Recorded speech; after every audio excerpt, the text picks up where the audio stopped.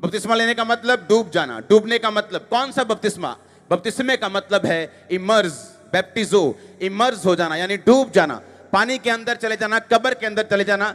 जब लोग कब्र में किसी को गाड़ते हैं तो वो इतनी सी मिट्टी में गाड़ते हैं, 2 बूंद मिट्टी ऐसे पूरा गाड़ते कि नहीं?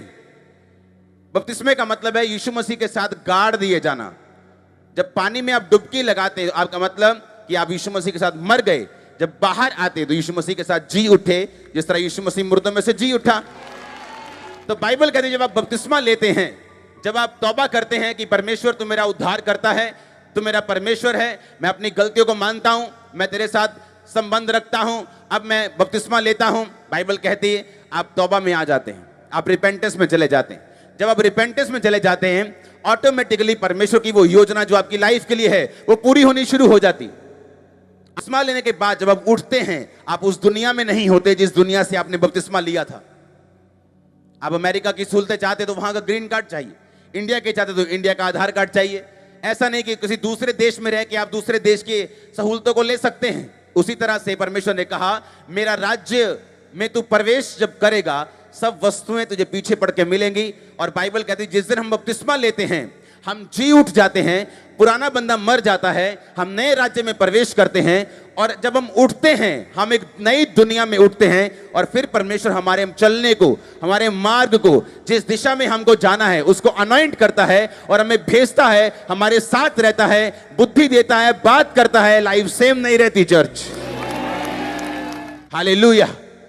लेकिन जब तक वो नहीं होगा हम इसी दुनिया में होंगे, दूसरों को आशीष लेता हुआ देखेंगे।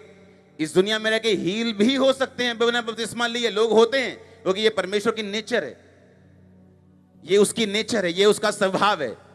लेकिन परमेश्वर ने कहा अगर तू अनंत जीवन लेना चाहता है, अगर तू ऐसा जीवन लेना चाहता है जहां रोज तेरी हीलिंग हिस्सा हो, जहां एक बार नहीं रोज रोज मिरेकल्स हो, रोज मैं तेरे जीवन में रहूं, रोज मेरी उपस्थिति हो, रोज मैं तुझसे बात करूं, रोज तुझे छुड़ाऊं, रोज तेरे साथ चलूं, तुझे मेरे राज्य में प्रवेश करना होगा, तुझे आत्मा में नया जन्म लेना होगा, तुझे बपतिस्मा लेना होगा, रिपेंटेंस करनी होगी, तौबा करनी होगी, मन को फिराना होगा, अपनी सोच को बदलना होगा।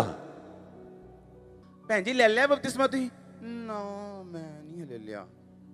जो मैनू आवाज आऊगी ना उत्तों, कहां उत्तों, कित्थों? जो मैं आपको बोल रहा हूं ये उत्तों ही है, जो बाइबल बोल रही है वो उत्तों ही है।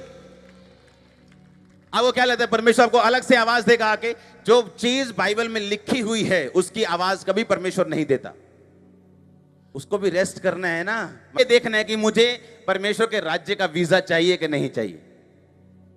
उसका वीजा कैसे मिलेगा? बैप्टिज्म लेके, बपतिस्मा लेके, मन को फिरा के, सोच को बदल के। जो तुम सोचते आए हो कि ऊपरों आवाज आओगी, इधरों आवाज आओगी, जब परमेश्वर चाहेगा, वो कब चाहेगा जी? जब परमेश्वर कहेगा। वो कब कहेगा? वो तो बाइबल में कह रहा है मन फिराओ। वो तो कह रहे हैं जो विश्वास करे और बपतिस्मा ले उसी का उद्धार होगा। तू बच, तेरा घराना बचाया जाएगा। आपने वीजा लिया ही नहीं, लेकिन आप उस देश की सारी सहूलतें चाहते हो।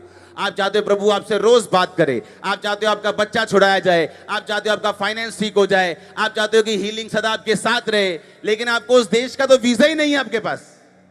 पासपोर्ट तो खाली है आपका, क्योंकि आपको अपने पड़ोसी से डर लगता है। आपको अब कितना टाइम तुम लगाते हो तुम सोचो, कितना लगाना है तुम सोचो।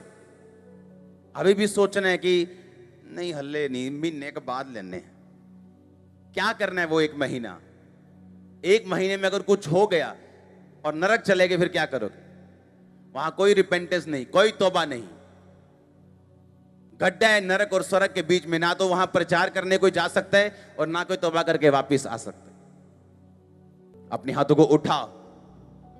मेरा ये बिलीव है कि जो लोग बपतिस्मा लेकर भी पाप में वो मन फिराएंगे, जो लोग बपतिस्मा नहीं लिया वो लेंगे, मन नहीं फिराए वो फिराएंगे, ताकि आपकी लाइफ में परमेश्वर कार्य कर सके।